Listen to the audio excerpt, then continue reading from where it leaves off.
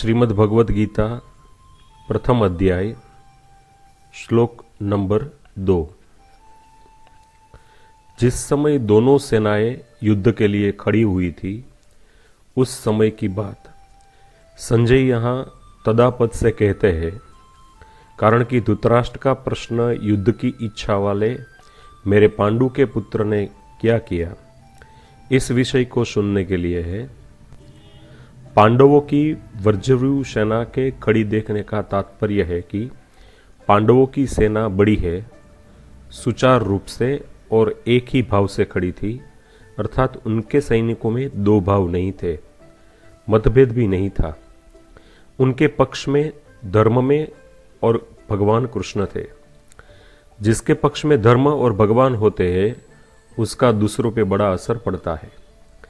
इसके लिए संख्या में कम होने पर भी पांडवों की सेना का तेज और प्रभाव था, उसका दूसरे पे बड़ा असर पड़ता था। अतः पांडव सेना का दुर्योधन पर भी बड़ा असर पड़ा, जिससे वह द्रोणाचार्य के पास जाकर नीतियुक्त गंभीर वचन बोलते हैं। दुर्योधन को राजा कहने का तात्पर्य है कि धृतराष्ट्र का सबसे अधिक अपनापन मोह दुर्योधन में ही था। परंपरा की दृष्टि से भी युवराज दुर्योधन ही था। राज्य के सब कार्य को देखभाल दुर्योधन ही करता था। धृतराष्ट्र तो नाम मात्र के राजा थे। युद्ध में होने में भी मुख्य हेतु दुर्योधन ही था। इन सभी कारणों से संजय ने दुर्योधन के लिए राजा शब्द का प्रयोग किया है। द्रोणाचार्य के पास जाने में मुख्यतः 3 कारण मालूम देते हैं।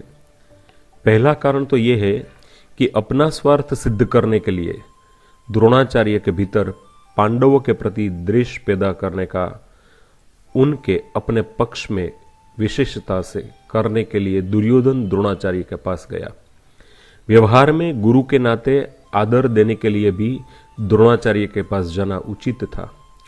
मुख्य व्यक्ति का सेना में यथास्थान से खड़ा रहना बहुत ही आवश्यक होता है, अन्यथा व्यवस्था बिगड़ जाती है। इसके लिए दुर्योधन का द्रोणाचार्य के पास खुद जाना उचित ही था। ये शंका हो सकती है कि दुर्योधन को तो पितामह भीष्म के पास जाना चाहिए था, जो कि सेनापति थे, पर ये दुर्योधन गुरु द्रोणाचार्य के पास ही क्यों गया?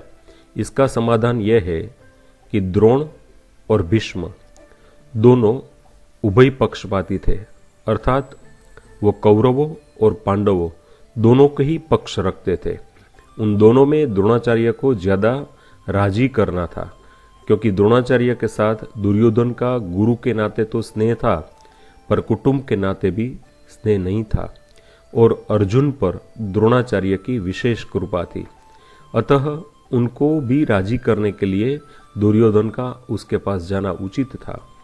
व्यवहार में भी यही देखा जाता है कि जिसके साथ भी स्नेह नहीं है, उससे अपना स्वार्थ सिद्ध करने के लिए मनुष्य उसको ज्यादा आदर देकर राजी करता है। दुर्योधन के मन में यही विश्वास था कि भीष्म जी तो हमारे दादाजी है, अतः उनके पास न जाओ तो भी कोई बात नहीं है। न जाने से अगर वो नाराज भी हो जाएंगे तो भी मैं किसी तरह से उनकी राजी कर लूंगा, कारण कि भीष्म पिता के साथ दुर्योधन का कौटुंबिक संबंध और स्नेह था। भीष्म की भी उसके साथ कौटुंबिक संबंध और स्नेह था। इसके लिए भीष्म जी ने दुर्योधन को राजी करने के लिए जोर से शंख बजाया है। यहाँ अब्रिवत का कहना ही पर्याप्त था, क्योंकि अब्रिवत के लिए अंगत ही वचनम आ जाते हैं, अर्थात दुर्योधन बोलेगा तो वचन ही बोलेगा। यहाँ इसलिए वचनम शब्द की आवश्यकता नहीं थी।